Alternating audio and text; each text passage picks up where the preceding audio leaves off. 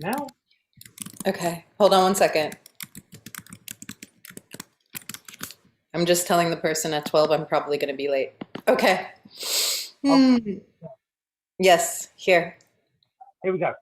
So, open up your mind to the way, the conscious way, the way of conscious mindfulness. My name is Sifu Boggie. Sifu means guide, meaning somebody who points you along the way, who guides you on your path. Boggie means the balancer between the chaos and the calm. And for the last 39 years, I have been studying the Taoist art.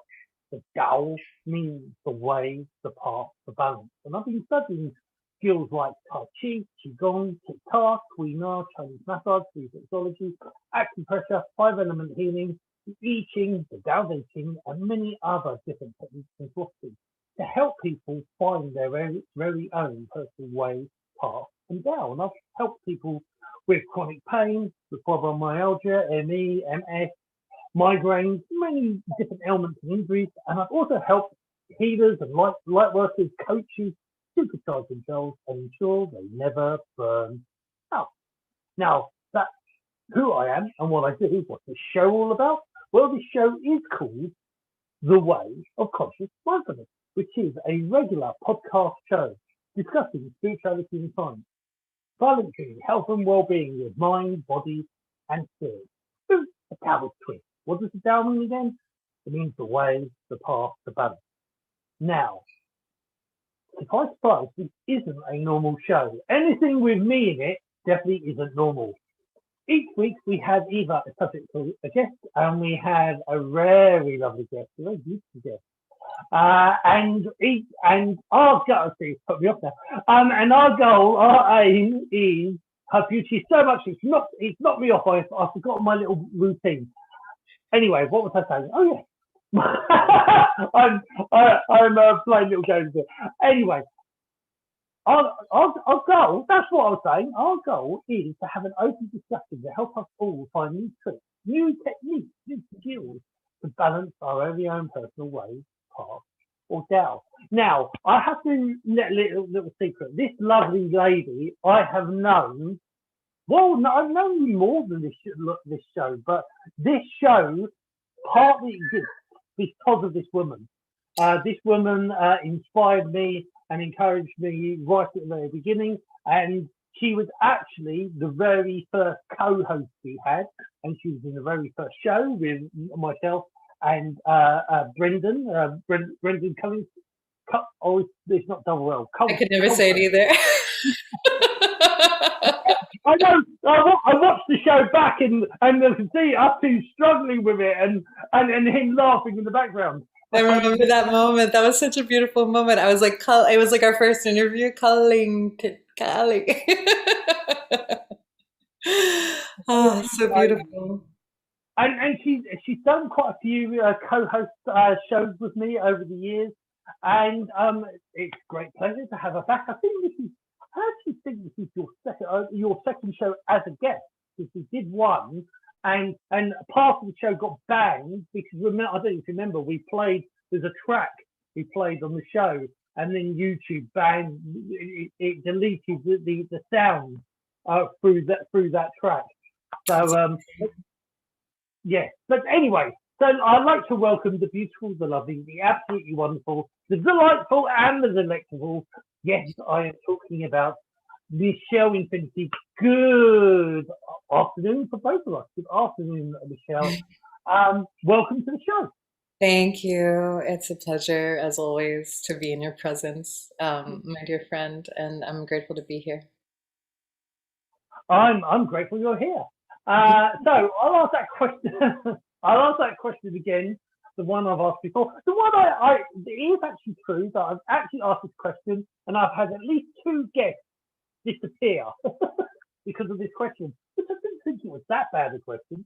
But so this is your show. This is the way of Michelle Infinity. So Michelle, what is your way? What is your personal Tao? Let's see. I think I love Taoism, but that's not the like how I brand it in my life. But I just want to, since I'm on the way of conscious mindfulness, and I want to speak to the way of the Tao, I want to kind of give honor to what the way of the Tao is in truth. Taoism is this beautiful book. For those of you who don't know, there's a book called The Tao that was written by Lao Tzu many, many years ago. And it's a way of being on the earth that I aspire to. That is a way of achieving through letting go of control versus trying to achieve and make things happen. And being in a balance with a way of life that is orchestrating everything. I think one of my first bios that it was always hard for me to write a bio about myself and what I did because it was so ethereal. So putting words on my about me was always challenging. And I think one of the first ones I ever wrote was Michelle Infinity, you know, the character of her. My full name is Michelle Coutinho. My mission is to live in tune with the rhythms of the sea and the sky, and to bring heaven to earth, to be a bridge of heaven and earth, to allow myself to, just like in meditations when I lead meditation, to ground into the earth, to feel the anchor of the earth, to align my own chakra system and the energy system, and then also be in attunement with the stars and the celestial consciousness, and then draw that energy down into my heart, and so that I can be on this horizontal plane. So my way of being, my Tao, my integration of that would be so that I have my vertical alignment, my true alignment, which is to walk as if I have wings in this world, fully expanded, fully rested, without control, in attunement and listening to all that is, so that when I teach and when I heal and when I sing and when I provide a space for other beings, it's like an energetic temple, and that they can rest in that space, and then I'm creating a frequency that holds them. And it's very maternal. It's like a mama bird. I call my clients that I work with one-on-one, they come into my wingspan, and then I'm holding them so that we can be in reciprocity and an engagement with the world, an exchange on the horizontal plane, the more that I'm aligned into my vertical axis. And it takes, you know, discipline and devotion, most of all. So that is my way of my living my truth, and my dharma, I would say. I do it through sound healing and energy work and spiritual counseling. I call myself a coach, guiding meditations, all those things. But really everything comes back to being in the heart space. Yeah, and that's a very powerful. It is all about the heart. It is all about the it's all about tuning into that heart space. And a lot of people, or at least at least in the past, we're talking, or a lot of people were very intellectual and talk about the intellect and having knowledge, but having knowledge and having wisdom. I was always taught that wisdom is from the heart. Wisdom is that understanding. It's that knowledge is intellect, but wisdom is the knowing. Wisdom is the understanding. Wisdom is the it's the whole thing of like the word shaman or shawoman. It's a shaman is a person who's experienced that information. They've lived through it. They've actually dealt with it, and so wisdom, true wisdom, is from the heart, and wisdom is about being connected with everything and being, living in. It's not just experiencing that moment, but living it. Which again, to me, is two different things.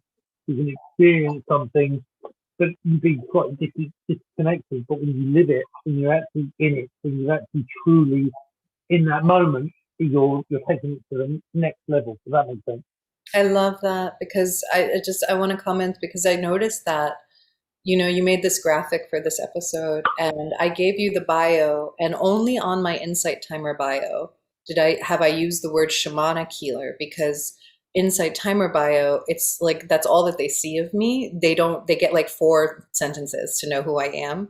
So I never usually preface I usually just say healer, and there's like usually longer things, or it's my website. So I just, they have more color. But in the Insight Timer, I just use the word shamanic before healer, even though I don't really call myself a shamanic healer because of the indigenous connotations to that. And I haven't been officially trained, although I've worked with a shaman for many years in medicine ceremony. And I definitely feel in past lives I have been a shaman multiple times in different ways, but that's not something that I feel is appropriate to advertise as a Armenian girl who grew up in Fort Lauderdale and was born in New York and all that stuff. So it's a different context. However, as a teacher, and I deeply, I mean, when I sing and I tone, I transmit these like very Native American frequencies. So there's also our spiritual lineage, not only our bloodline. So I know that, but it's not something that I advertise in the world. Yeah. And then when I read that today, it like struck me. So I love that you're speaking about the difference between a teacher who teaches from their life path versus someone who doesn't, basically. Because I feel like I have this thing that like I've said on Instagram, you know, that, you know, the things that we make our philosophies out of our posts and what we share. And it's like, I know that I can only teach because I've gone through these things, and being a priestess or being, you know, a shaman or whatever word you want to call yourself, it's not like an easy rainbow butterfly kind of path journey. And for a moment, when I was talking about people who like work with me, I don't promise them like, oh, it's going to be like so fantastic. It's like sometimes we're doing really deep shadow work. And there's a humility and a respect and a like, yeah, the journey has a lot of ups and downs. But if you're like, and I know you understand this, like if you're like for your intro, you were talking about the fact that like you're an actual healer. And that's kind of what I talk about too in my work. It's like I'm an actual healer. I'm not like saying I'm a healer. I'm not like performing to be a healer. It's like my bandwidth to actually bring healing to somebody's body or energetic body is based on the work that I've done on my own, and my ability to move their trauma is based on the work and the trauma that I've integrated and done through my own shamanic work and medicine journeys or work with other healers. But my devotion to that path is so complete that sometimes it's up, sometimes down, sometimes there's ascension things, astrological transits, all these things that kind of kick us around. But like because of that sculpting of my own and my like homage and my respect to this path, I'm then able to hold space for other people. So I must be integrated as a team. Like I have no other choice because my devotion to my work is so great. Yeah. Yeah, no, you know, there is an interesting thing of yeah, you know, like the word Sifu. A lot of people will, or people use like, and I don't want to, you know, be disrespectful for those who are true gurus, but a lot of people use the word guru, use the word like master or Sifu. They're saying, I'm the top, you're the bottom, you do what I tell you to do. You must worship me, you must honor me. That's not what Sifu ever meant. Sifu is a parent of, is a guide. And you know, is my, you know, my goal as a Sifu is to guide people with the information that I've learned from myself. And a true healer is exactly the same. They don't actually heal you; they show you how they healed themselves, and then they give you the techniques and the skills to heal you, like a barefoot doctor, which is of the Taoist path. Barefoot doctors will, yes, you know, they can boost you with energy. They can release that tension and you know, definitely increase wherever you are at. They can definitely increase that level. But their real goal is to teach you how to maintain that. In the West, you get a lot of healers that are hooked on healing people, and you get people say, "Oh yeah, I'll go and see my practitioner, whatever they are, chiropractor, you know, whatever. I'll go and see them every couple of weeks, and they fix me back up." That's not a true healer. A healer teaches you how to heal yourself. That's Mm. true. And And that is not butterflies and rainbows. There will be some tears. There will be, you say about, it's about letting go. To truly heal yourself, you have to release the blockage. In Tao's concept of health, you're ill because you're blocked. Your energy is blocked. Your energy, your body is blocked. Your energy is blocked. Your emotions blocked. There's a blockage. Quite simple. Release the blockage, and you will naturally return back to health. But when you release the blockage in the pipe, gunk comes out, stuff comes out, and that's what happens. You have to release the gunk. You have to release the char. You have to let stuff go. And I mean, a lot of the time, I teach a lot of qigong energy work, and in qigong, like I've had people cry. I've had people burp and puff and making lots of noises, and it's all char. It's all char. It needs to be released. It needs to be let go. And the true essence of a healer, sometimes the healer heals without telling the person how they're doing it. They just do it, just in their presence.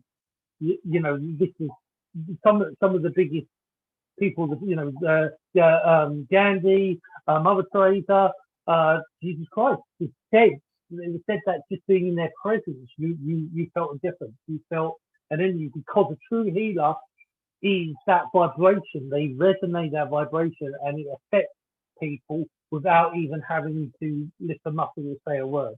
Does that make sense? I love that. I love that.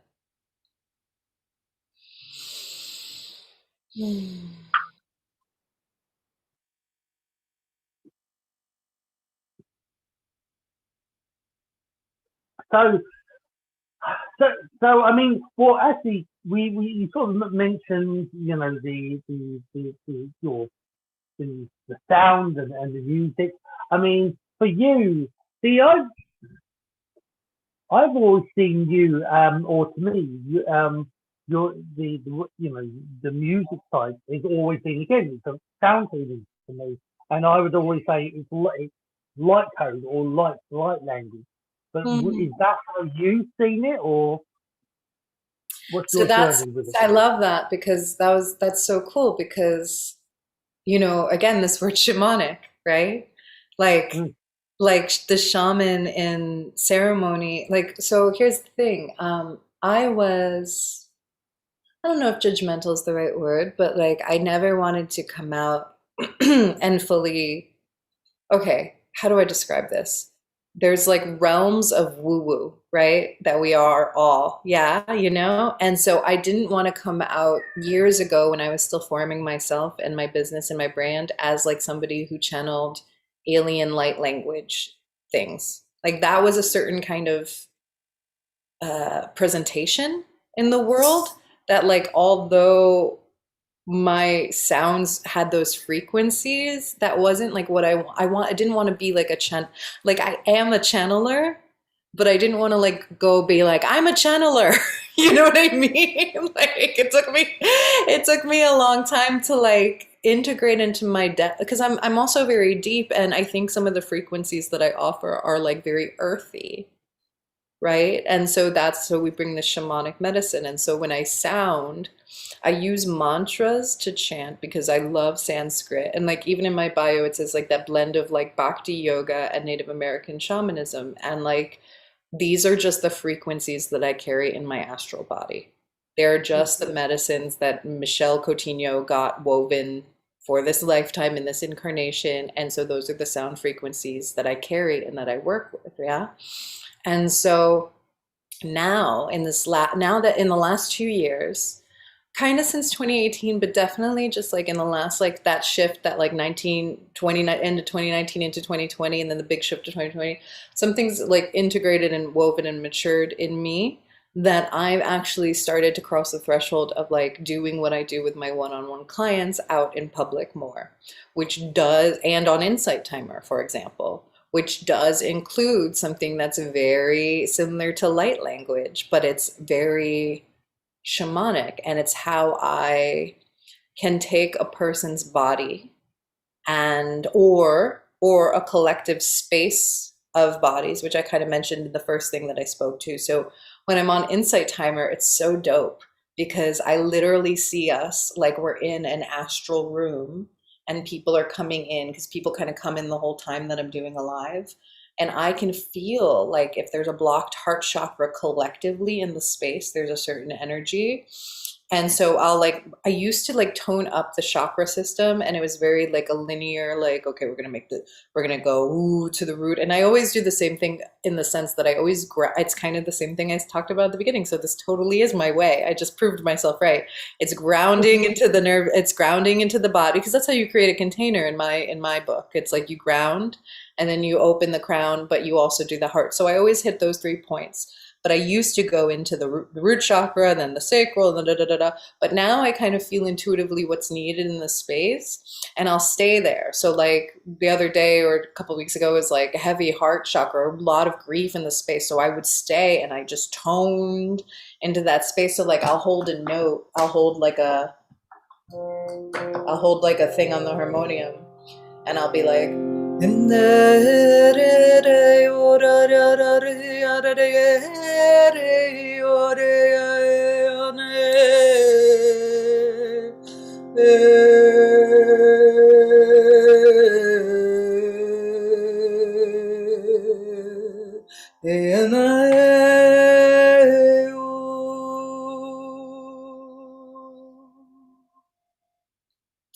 and there's a using your voice. Yeah, the cat too. Cat likes to tone also. He likes to contribute when I do that. For those of you who can watch on the broadcast, I'll just show you my little babe who's been with me for like almost 20 years, like a super long time. He's super magic and energy being. But yeah, so we're using, just to like wrap that up, we're using, oh, unless you wanted to say something, go ahead.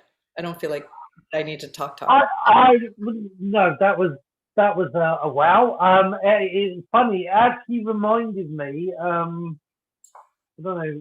Well, I'll just say it. It reminded me of Saudi Arabia back when I went to Saudi Arabia and did post protection work there, and yeah, I was back. I was suddenly back there for a second, and Oh, I love it. yeah, it was, and yeah, that was interesting. That was very, very I cool. have such a crush, by the way. Like, so when I moved to 2016 in Boulder, I met a bunch of Indian classical musicians. And that went kind of wonky. That was a weird experience, but I learned a lot about music. But I was wishing while I was meeting all these Indian classical music, I kept like, I think it's because it was like misaligned. It was like an almost perfect thing. I was like, who can we just like do Persian music? Can we? I was like, does anybody want to be in a Dead Can Dance band? No, really? Okay, because because the ragas are it's very traditional and it's all this stuff. But like, I love that you just spoke about that. I feel like, and the word that's coming right now is like Sufi, which I don't even know, but there's, and definitely not like I was raised Jewish, so I don't feel this is like, it's like an edge for me when I chant like Sufi, the Arabic chants, like they don't really feel like my like I said, these codes that we carry in our astral body and our frequency, like those don't fit. But there is a gothicness and of that Persian music that feels like this like pain, this ancient, like beautiful, tragically artful offering to God, like it somehow connects us to the divine, and there's a soul quality where the suffering of being a human, yeah, the suffering of that is an offering to itself. And we're just like, and in that transmission of that, there's healing, there's heart opening, there's shedding, there's crying, there's this that was close. I think if it kept going, I might have been shedding a tear or two, because I definitely felt, like I said, there was a strong, like I said, Saudi Arabia, it was a interesting time for me, but it was just that energy of that, and there was definitely a feeling stirring of emotion. So yeah, it's very powerful. You are very powerful. You are too, darling. My students in the mantra class this week, I taught a really amazing class on Monday night. Like I was like, oh, this is so good. Like I knew it when it was like when I was writing it, I was like, this is going to be the best class. I felt it. And I did, I was teaching because I'm like teaching. I was like these things I've been doing energetically for years, yeah. And now I've shifted in the space of like, how do I actually talk about what I'm doing on a subtle level? Because it's different when you're born with skills that are subtle body energy skills, then teaching them and talking about them is like a whole nother realm. It's like you have to deconstruct what you're doing. So I was practicing with my mantra students to teach them. I was like, what's the difference between being a sound healer who just like bangs on crystal bowls versus actually creating a healing container? And I sang for them and I said, try to track what I'm doing, and then we're going to talk about what we're doing. And so we had that experience, and a couple of them told me that as soon as I began, like a wash of energy went over their bodies. And it sounds like you're describing a very similar thing where it was like, and sometimes when I first did the toning meditation, I was living in San Antonio at the time, and I was like out in like this like new age church thing. And this guy told me that like as soon as I like do the first note, like his whole energy, like his Sushumna like opened, and like all the energy boom went through the root, and he was like, oh my God.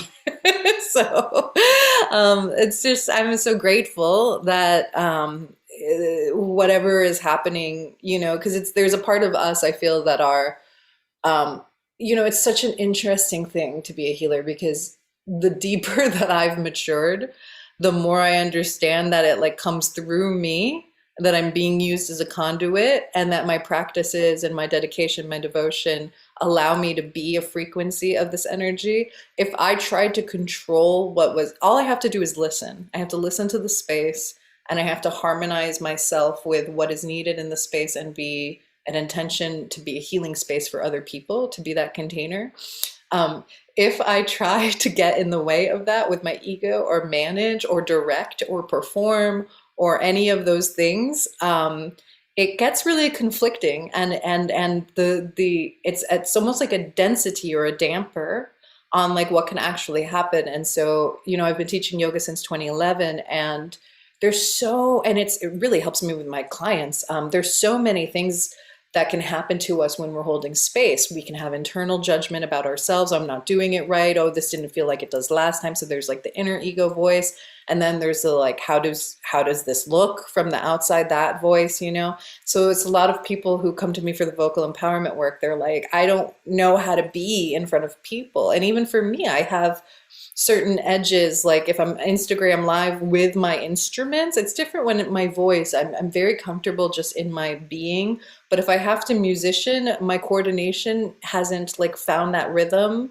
Or if I'm drumming and singing at the same time, I can do it better when there's not a camera on me. So like I have to like play these edges, to like feel like, just really be in the center of my being, completely devoted to like what I know is here for us, and then be a transmission of that. And that takes it takes like maturity, basically.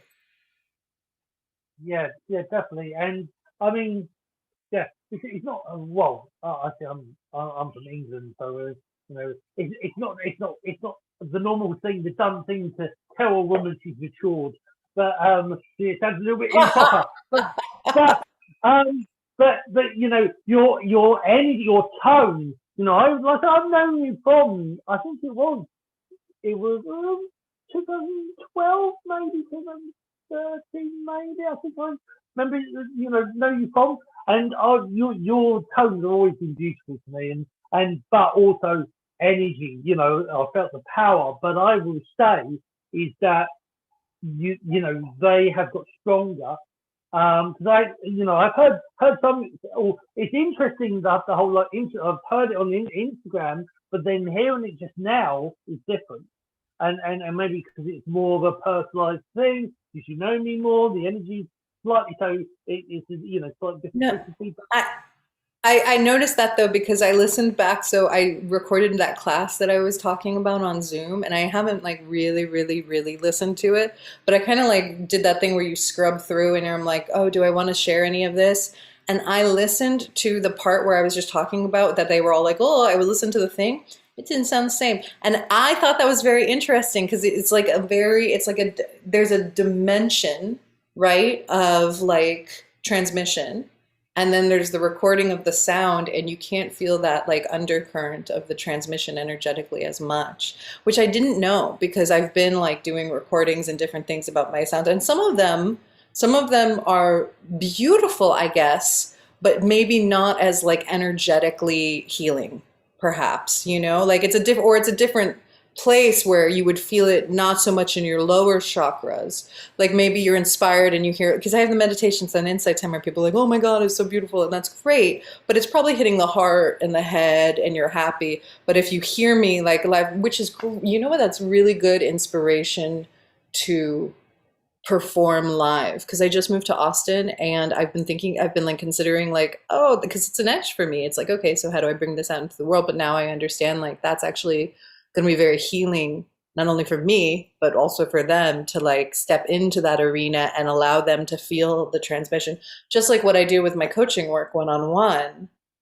That's been really amazing. And it's like, I like recalibrate, like that picture behind you that you have. It's like, that is us. Yeah. And then I'm like this light is dim, you know? I'm like, no, that light needs to be on. That light needs to be on. This should be over here. It's like I'm rearranging the furniture in their Merkaba.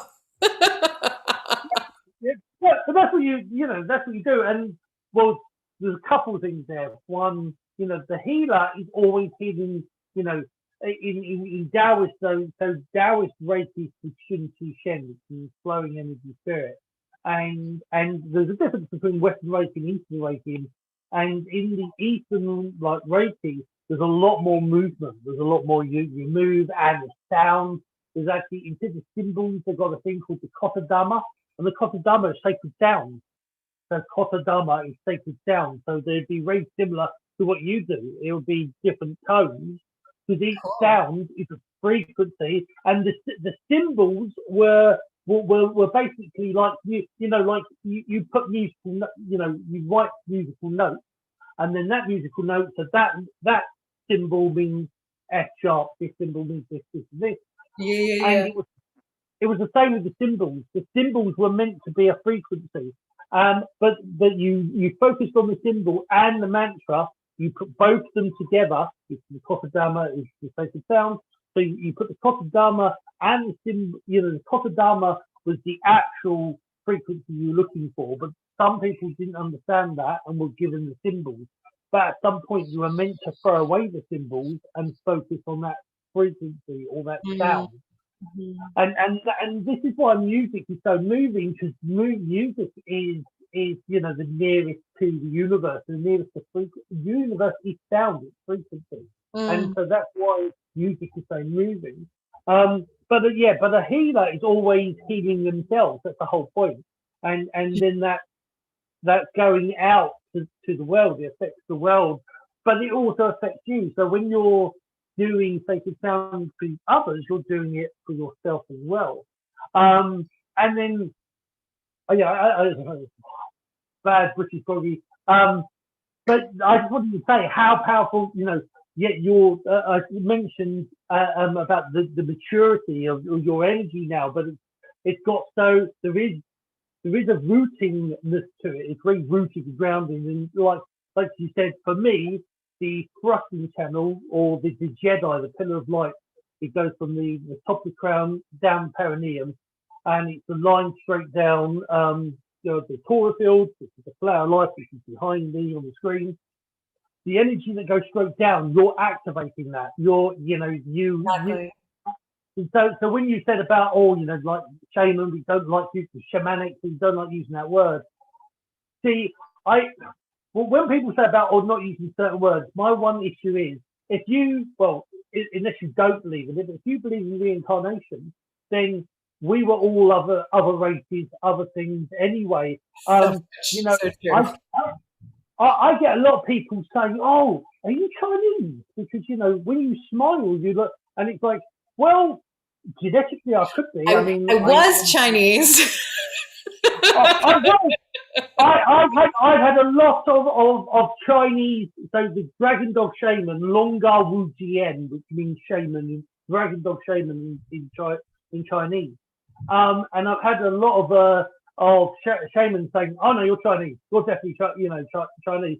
And the quite funny thing, when I've been to Russia, I am actually half Russian, but I didn't know it. I'm adopted, and I didn't know until much later.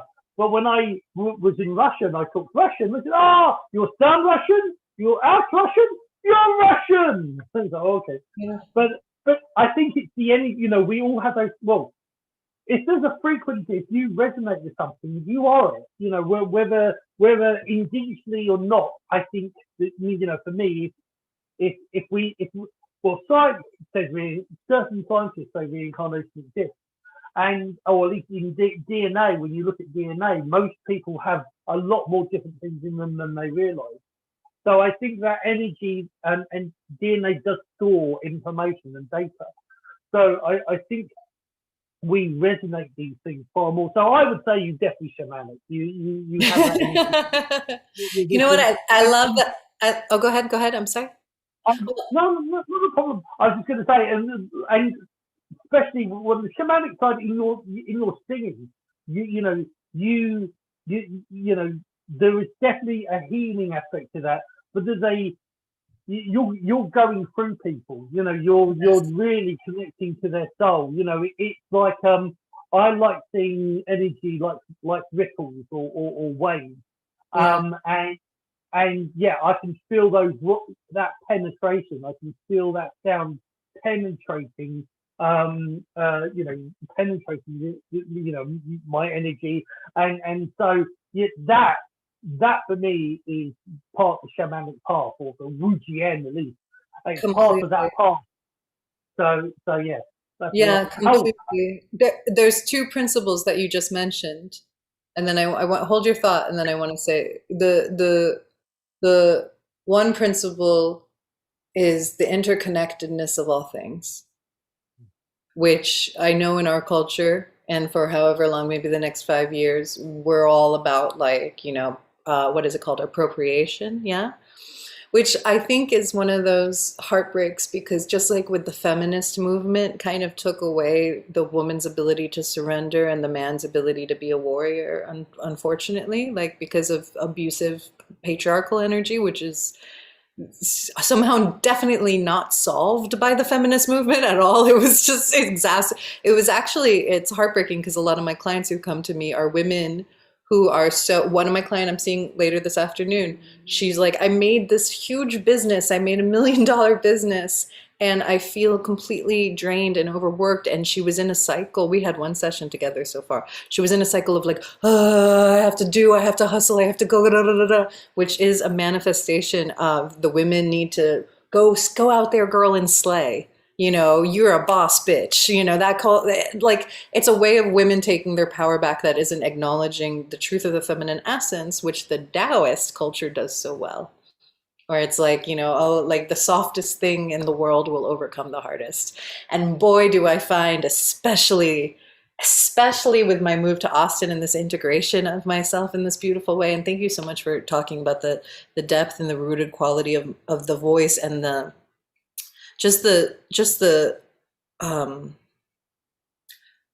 power, for lack of a better word, of the work, right? The power of it's me, but I get to be a conduit of these forces that are so important for healing. They're so important, and it's a deep. I bow to be in service to these forces that are also, in truth, intergalactic. We can talk about Chinese, and I've been this in lifetime and this other lifetime, but the lit up flower of life, and all of these things, they come from, I do believe, and I don't have a definite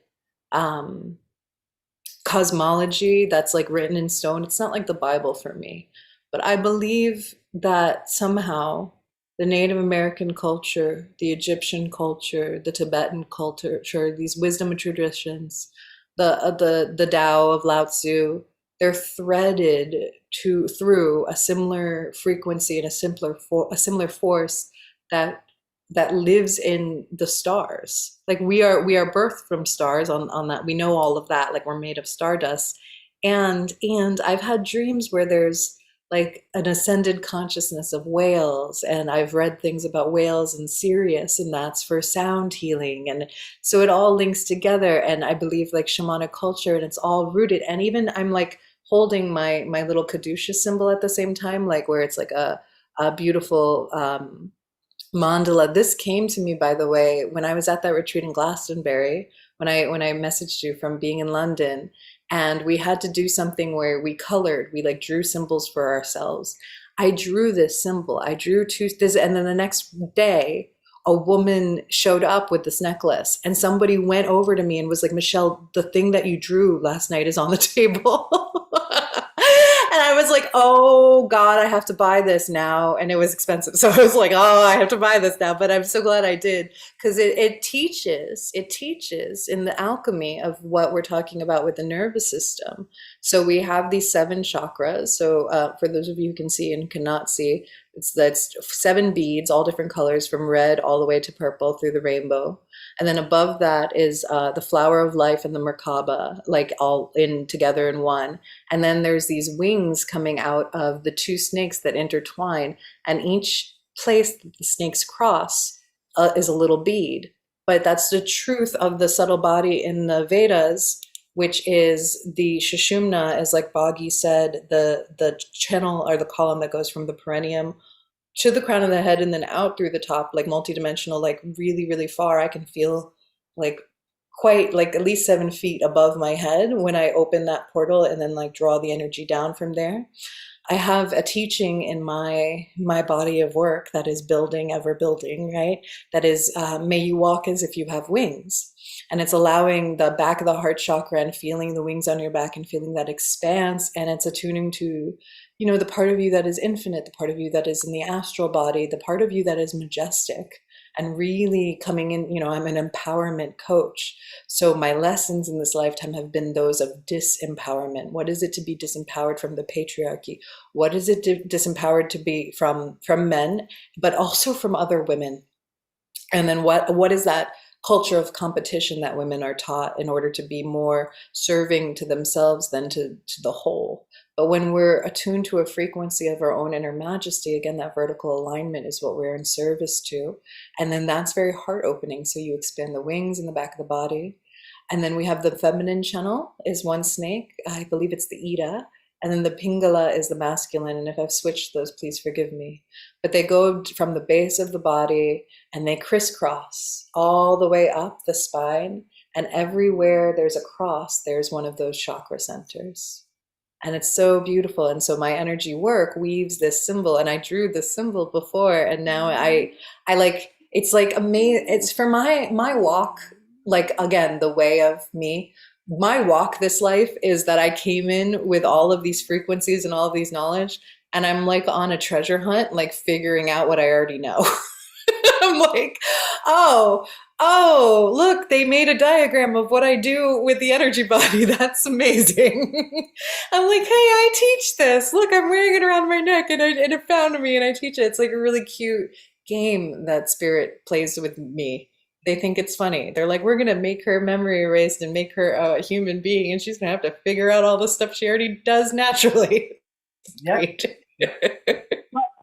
That's a Taoist saying. It is, and I say it a lot. Is that I don't teach anybody. I help you remember what you already know. You know, and I've always said people who come to my classes, when you go to somebody, you don't go to somebody to learn. You go to somebody to remember.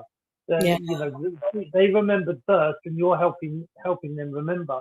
And the whole thing of like you finding that necklace, it's just like a milestone. Is that you're heading towards Rome, and then you find Rome. And so which came first, the idea of going to Rome or Rome itself? Well, mainly both. Because that was in your head, and then a physical representation of that appears. Or backwards, like this, like Draupadi was going to bring these things to us, and then my intuitive sense, when given a space and time to meditate with color, they were like, draw. I don't remember what the prompt was, but it was just basically like, it was like a way of coming internal. And then I opened my consciousness, and then something that was going to come onto the path, like appeared or was necessary for my path, got shown to me, which is like hearing intuitive guidance from your guides. Because it's like I got quiet enough so that I could receive what was right there. But we don't allow ourselves sometimes that space. And even me, I don't, it's like really need to like, I'm finding again and again, especially at this new chapter of my life and this new phase, it's like less control. Take your hands off the wheel, listen and attune, and then everybody's got you, like you're actually taken care of. And you may not get, so this other thing that I'm wrestling with right now is like you may not get everything you want, quote unquote, and it's not about that. It's about what is in alignment for you, if that makes sense. Because like you can wish, like, I want this to be my life, I want that to be in my life, da da da. And there's pieces of it, but it has to fit this greater aligned whole. And then when that happens, and you really want to attune to your dharma anyway, and listen for what that aligned whole is, because it's probably better than the thing that you're like, oh, but what about that? And then it's like, that's not going to fulfill you. But if you wait and you receive and you listen, you're going to be gifted things that are different than your conscious mind, your ego mind is choosing or looks at or compares or tries to go for. And it'll happen in a different way. Things show up kind of differently, and it's quite beautiful. And the other thing that like forever, whoever is listening, that I've recently come to, I'm 37, and I quite like, I had a dark night of the soul, I guess you would call it like that, in 2017. But I had some trying years, and recently I've done this deep integrative work. And I remember like saying to my mom like a month ago, oh my God, everything that happens to us is purposeful. Like I got that, like it clicked. I was like, everything that's ever happened to me has been shaping me into this tone of wisdom that is exactly who I'm supposed to be. And I think for a long time when I was psychically developing, I was like, oh my God, timelines. And like I could see timelines, and it geeked me out. Like this was like 2012, like when like I was like, oh, well, I got to make a choice, and choices became really challenging and things like that, because I could see like the results of choices and timelines on all these roads. And now I'm like, oh wait, it's all like it configures like there's not, you don't lose something. Maybe things take a little longer or not take longer or whatever that is. There's a dance in a relationship, and our choices and our decisions are important on one level, and on another level, like what is meant for you totally finds you, and there's nothing you can do about it. Yeah, 100%. As a song once said, you can't always get what you want, but if you try real hard, you get what you need. Yes, that is the word of Guru Mick Jagger, right? Yes, Guru or Sifu, whichever. But you know, Sifu Jagger. I'd love to do that one day. Sifu Jagger. I think you should. I think you should call him. Okay. Michelle Infinity told me to tell you. I will. I saw them. I saw them when I was 15 years old. They were in Miami. Mm. And are they all still alive? God, that was like almost 20 years ago. That's a miracle. Yeah, I think it's the alcohol that preserves them, but yes, they're still alive. Wow, yeah. That's amazing. or the drugs, or both. But yeah, it's all good. What else was I going to say? Yeah, that was the other thing I wanted. Well, two other things actually I wanted to say is the other thing, like well, you're connected to the heart, so you won't it won't override your ego too much. But the power of the strength of your voice, the power of the voice, the wisdom and the knowledge of your voice that I hear now to what back like a few years ago shows me that the thing, I think people misunderstand what power means or what power is. Mm-hmm. When you see something who's powerful, it means they've done the work, and I know you've done the work. I know from hearing you just that short bit, I know that you've grown, that you've been through, a big journey, a bit an interesting journey, let's say, that you've definitely done Yeah. done the work. So, that's, something I think like I say, not from an ego point of view, but, just from the heart point of view, you need to remind yourself that the strict that what you hear your voice, and when it helps if it helps you, it's going to easily help others. That's the whole point, because you're always the toughest person to help.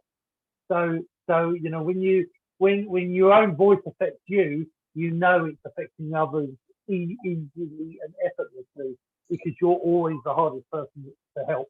And the other thing I've learned from myself is that people often say that like with the online stuff, like they said, oh, Boggie, your stuff is really powerful, but when I meet you in person, it's even more so.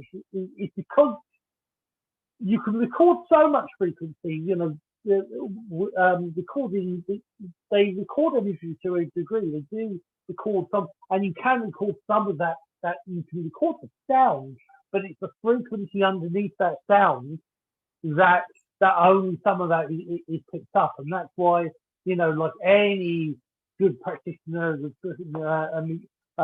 Michelle or even me, if you ever can actually meet them in person, that will always open up far more, because the the actual frequency in the air is always far stronger than what can be picked up by the mic and by the speakers. And so I always encourage people to try to find ways to go to an actual person, because the online stuff, I will always do the online stuff, and it's very, very good and powerful. But if you can ever do it in person as well, you reach a different depth. It's a different. That's why when I went to China and whatnot, and got the transmissions or Shinti Shen in China from the actual practitioners, that took things to a different level. It's just energy. Wow, yeah. Yeah. I want to speak, also one-on-one work is super powerful for that versus just like listening to people's meditations or something like that. There's something really special that happens, and I actually prefer it. I mean, I'm doing a group, which is I think is important because of two reasons. One, I'm grateful that the people that I'm in the group with get to receive these things, but also for me to be a teacher, to be the role of teacher, I think is good for me to practice that. So that's why, but the one-on-one work is my favorite, because of just the light bulbs and the blooming that people do in that space. It's just it's a real deep, it touches me in a deep way. And I want to circle back and say thank you so much. I really received what you just spoke about, the growth that that you've witnessed in the maturity. That's the word that we're using, the maturity of all of those things. And personally, like me as a person feels very acknowledged by that, and I'm very grateful for that. And I want to also speak how funny it is about life, how we would never choose our initiations. Like I would never have sought the things that have shaped me and then therefore end up being beneficial to so many other people. Because and to circle back, maybe even to like close the because it's like a whole circle back to what makes a shaman, and what makes somebody shamanic or a healing force for life is when you've grokked that, like when you've embodied those lessons, when you've had those initiations and you've walked through them, and then therefore your way or your dharma or your being becomes that force like you spoke about, where it's just your essence is healing for other people and you don't have to do anything, because to be honest, because you've been humbled. But like on an ego level, we would never choose that. Like we would never like go and be like, oh, I'm gonna, and there's nothing we could create about that. But it's a very interesting shamanic path to like walk through these initiations. And I struggled with the concept of initiation for a really long time, because like I like heard it before it happened, and I think I tried to muscle it or wrestle it from like that ego place. And instead it kind of, life just orchestrates it through us. And that's a big thing about what I teach with the singing. It's like, how do I become an instrument of healing? How do I allow these forces to move through me? And I feel like that's a big part of my own dharma, has been to soften and grow like an oak tree slowly over time, so that I can like then be a conduit of wisdom and teach people what that road is, which is very, very Taoist. It's very in alignment with like, listen, receive, do not do, do not force, do not try to acquire, um, be, and from the being, all comes. What she said. So that's my wisdom for all of us, for this offering, for this transmission today, is that if I could give anybody anything who's receiving, it's just that like, anything that you're holding or clinging or struggling with in this life right now, doing prayers around offering it up, and trying your best, or allowing yourself to be at peace with whatever it is that is in your space. That acceptance and that peace and that stillness and that integration allows the other energies, the chaotic forces, the things that are in the way, the blockages, to move. But it comes from like really attuning to the center of you within, and then therefore things can change. And I, whether it's with me or someone else, doing deep healing work with other people who can hold you, good healers, not just like Boggie said, not somebody who, it's more superficial, but like really, my life's changed with people that I've invited into my space to help me heal. I mean, I have a therapist who's a dear friend who's just acting as my therapist, and I just went through a deep initiation, like even with him. I have really good people in my life who I respect, who I learn from. I have mentors. I've had coaches, people with more wisdom than me that can also hear when I'm being from the personality and controlling. One of my teachers, Preston Smiles, I had a conversation with him, and like that really shifted. It's amazing how just one conversation with one person who cares about you can really allow your whole being to up level, to go through another level. Yeah. And so if anybody wants to know my work, can I pitch my own things? Okay. Well, next thing, that's the whole point. Yeah, why not, right? We're doing that. So my website is michellcoutinho.com. So my name is Coutinho. So it's MICHELLE COUTINHO, michellcoutinho.com. You can apply to work with me. On the top banner, you fill out a form.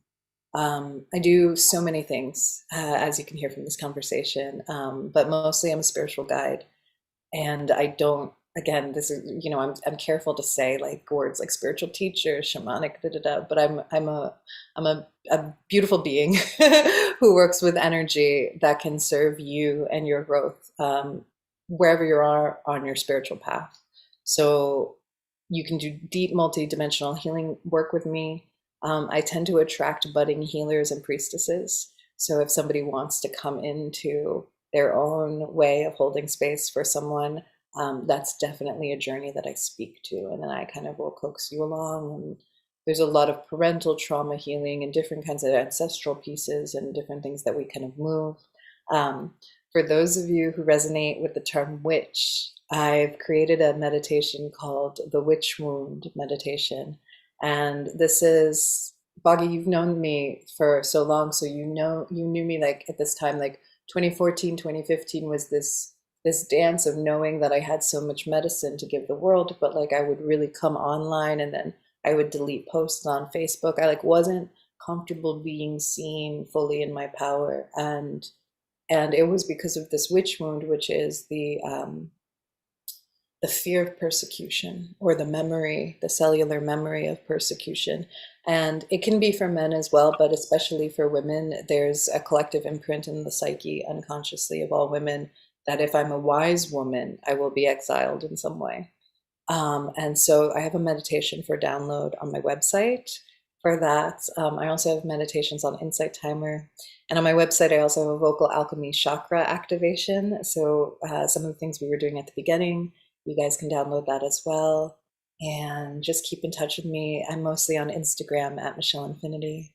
And I think that is, oh, and I have videos on YouTube as well. So that is the body of my work at the moment. I am writing a book soon, which is going to be wonderful, and more to come. Yeah. Awesome. And when it does, I would love to have you back on, so Yeah, you can tell us what happens next. So I would love the that. next part of the journey. Yeah, thank you so much always for being my friend. Always a pleasure. It's always a pleasure. It's always great. Well, thank you for thank you for persuading me to do this 288 shows ago. Yeah. So it's that does feel like another lifetime. Well, lots has happened since then actually, but yeah, it has been an interesting journey, and I've said to Brendan about so this is show number 288. When we get close to 300, I'll let him know. But I'd love to, if you're about, I'd love you to be in Sure. that. That sounds fun. It'd be It's great like for a 300. different version of high school reunion, all of us. Yeah. Oh yeah. Oh yeah. Definitely. Light But worker reunion.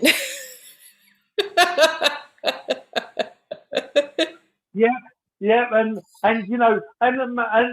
I'll even let all of you get a word in, rather than taking over like I normally do. So No, you're beautiful. You're beautiful. Thank you so okay. much. Thank you, Thank you. everyone. Thank you for listening. So guys, I hope you've enjoyed the show.